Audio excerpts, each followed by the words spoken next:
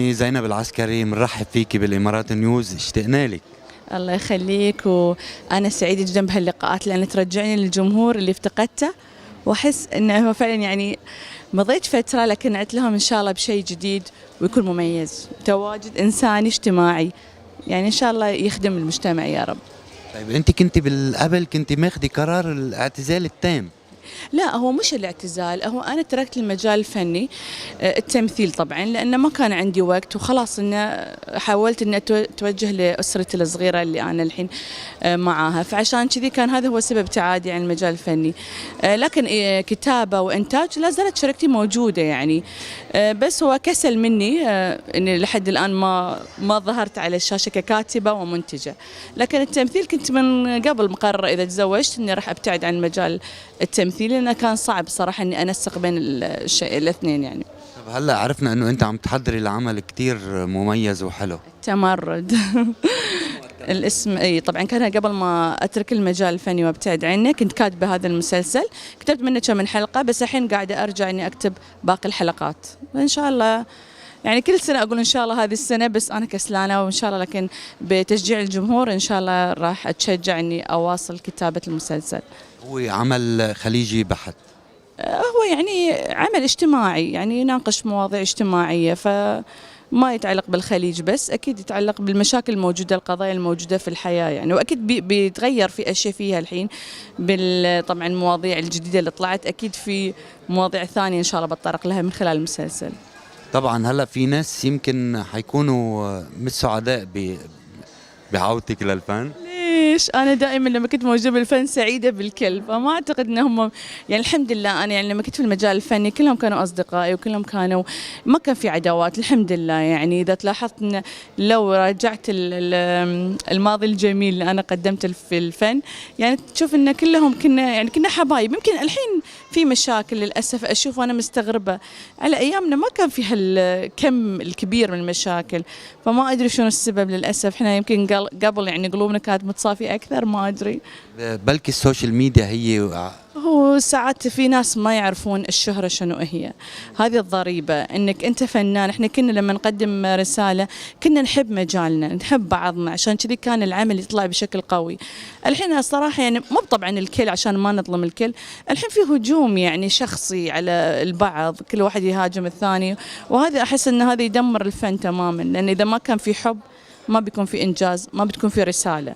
فهاي اللي افتقدناه فعلا. انا حاليا اشوف يعني الاشياء اللي صايره متضايقه، يعني اقول حرام، مجالنا كان دائما راقي، احنا نقدم رسائل هادفه، فلازم تكون يعني قلوبنا على بعض.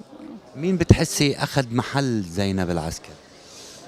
يعني اكيد كل واحد شوف هذا مش يعني جواب دبلوماسي، انا دائما اقول كل واحده مميزه بشكلها، بادائها، بالادوار اللي تقدمها، فاكيد كل واحده متميزه. ما يعني اكيد ما في وحده ترضى انها تتقارن بالثانيه، حتى هم يعني كاداء، كشخصيه، فما اعتقد احد بياخذ مكاني ولا باخذ مكان احد، لان كل واحد له ستايله معين في مين بيعجبك من الممثلات الموجودات الخليجيه؟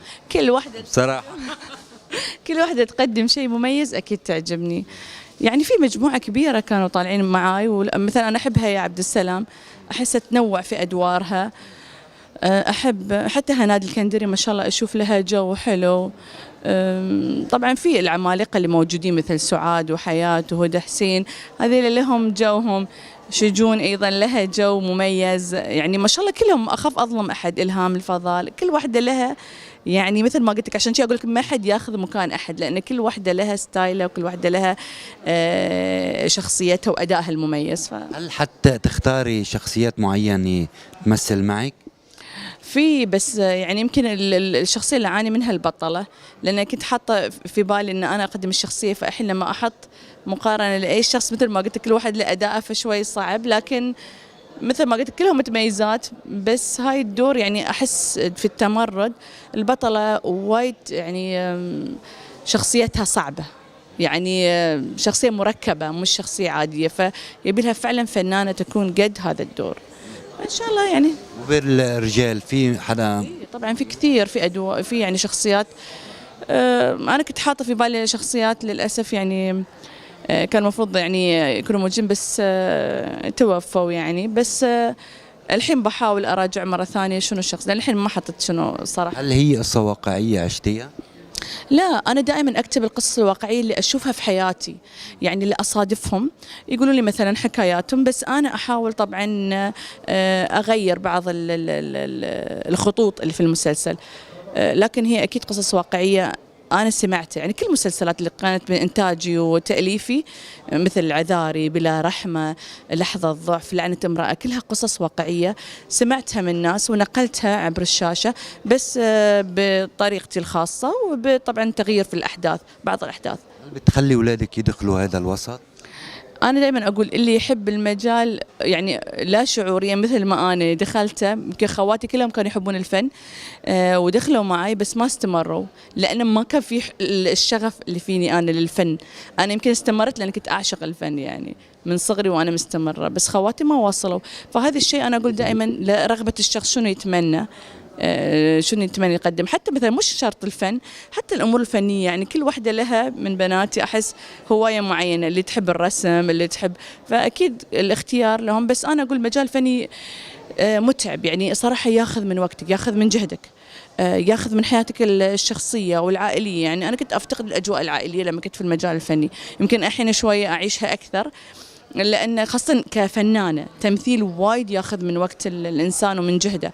فأنا كنت أعاني أن الحياة الاجتماعية اللي حاليا أعيشها مع أسرتي كنت أفتقدها مع أمي وأبوي وأهلي، لأن دائما كنت مشغولة في الأعياد في المناسبات، يعني ما أقعد معاهم وايد لأن عندي مسرحيات، عندي مسلسلات، وهاي ياخذ من وقتي وجهدي. فكان هاي الشيء هو الصعب. يعني تطلع أولادك بالميديا؟ لا، ما أطلعهم، لأن أحس أن هم لهم حريتهم لأن كبروا، إذا هم حابين أنهم يشتهرون فلهم. الحين ما أحب أن أضغط عليهم وأقيد حريتهم علشان يأخذون شهرة أمهم، مجرد مثلا أنهم بنات زينب، فهمت؟ أنا فأبيهم يعيشون حياتهم الطبيعية لأن هم حبوا لهم، يعني يكون شهرة لهم هم باسمهم مش باسم والدتهم، مو عشان بنات زينب يعني عشان كذي يظهروا، لا.